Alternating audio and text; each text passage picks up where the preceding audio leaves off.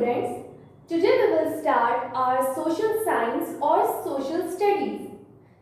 जैसा कि आपको पता है कि हमारे social studies में 3 subjects आते हैं which are history, geography and civics, that is social and political life. So we will start from history.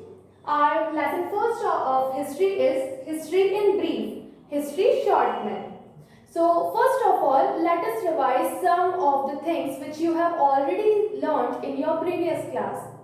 What is history? History से आप क्या समझते हैं? History is the study of past events. हमारे जो past में events हुए थे, जो घटनाएं हुई थी, उनकी study को हम history कहते हैं. Who is the father of history? Father of history किसे कहा जाता है? Herodotus को. So Herodotus was a Greek philosopher and historian. उन्हें हम father of history क्यों कहते हैं? क्योंकि हेरोडोटस ऐसे पहले इंसान थे जिन्होंने हिस्ट्री के जो डॉक्यूमेंट्स थे उनको बिल्कुल सिस्टमैटिक तरीके से वो लोगों के सामने लेके आए थे. तो वो पहले ऐसे इंसान थे. इसीलिए हम उन्हें फादर ऑफ हिस्ट्री कहते हैं. ये याद रखिएगा.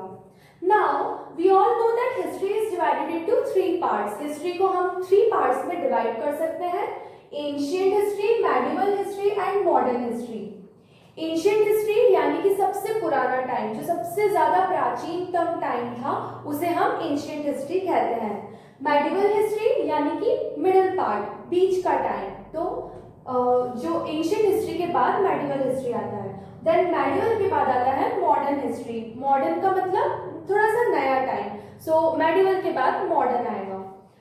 Ancient history, you have already read about ancient history in class 6.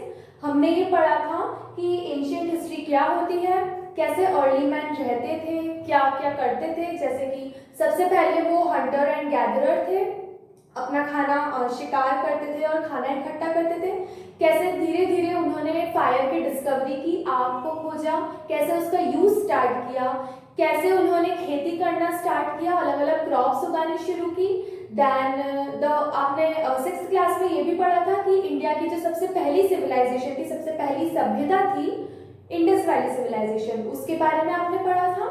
Then वैदिक एज के बारे में आपने पढ़ा था. देन 6th सेंचुरी BC के जो 16 महाजनपदास थे उनके बारे में भी आपने पढ़ा था.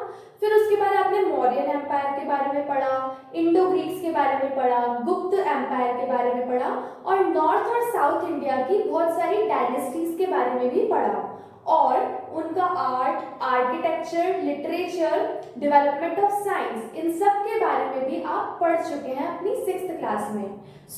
8th सेंचुरी तक आप पढ़ चुके हैं, 8th सेंचुरी AD तक एंशिएंट हिस्ट्री.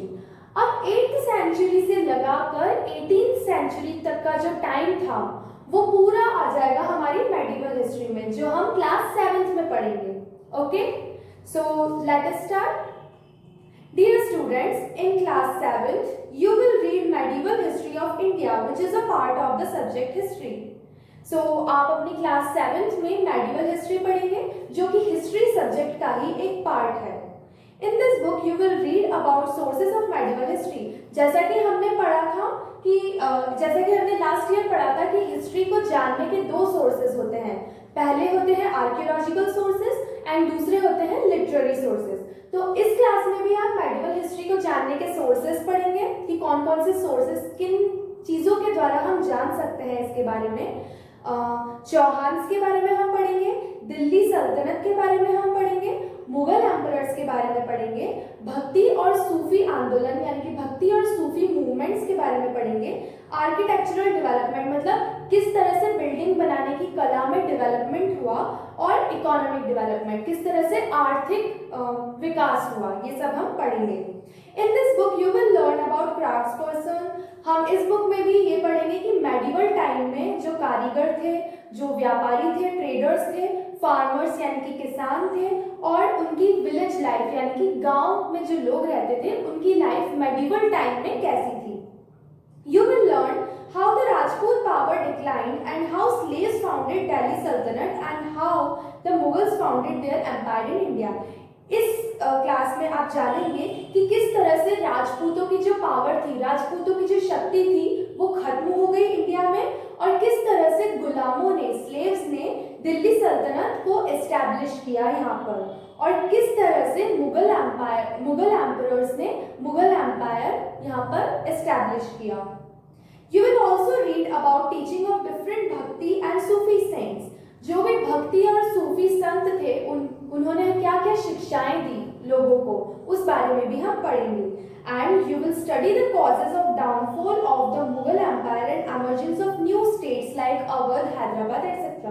आप ये भी पढ़ेंगे कि मुगल एम्पायर किस तरह से खत्म हो गया, किस तरह से उसका पतन हुआ, और उसके खत्म होने के बाद किस तरह से इंडिया में अलग अलग स्टेट्स बनी, अलग अलग प्रांत बने, जैसे कि हैदराबाद, अवध, etc.